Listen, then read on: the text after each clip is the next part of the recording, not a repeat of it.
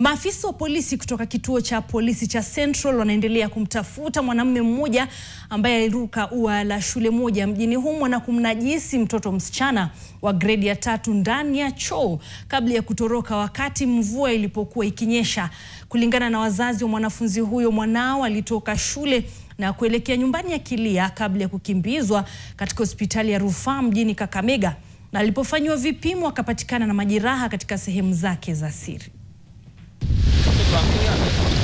Wazazi wa Mary, ambaye sio jina lake halisi, wamejawa na maswali chungu nzima. Ni vipi mwanaume huyo aliingia ndani ya shule hiyo na kumshika mwanawe kwenye choo bila walinzi wa shule kufahamu kilichokuwa kikiendelea? Nikampeleka hiyo usiku General, ndio tukapata mtoto amerepiwa shule.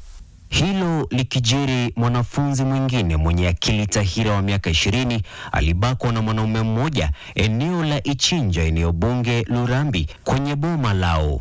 Mtoto alikuwa na damu, vile daktari alipima alisema huyo kijana alipita akaingia. Ajani alimfikia. Mwanaume ambaye ni jirani aliingia kwenye boma hilo na kumbaka mtoto huyo kabla ya kutoroka.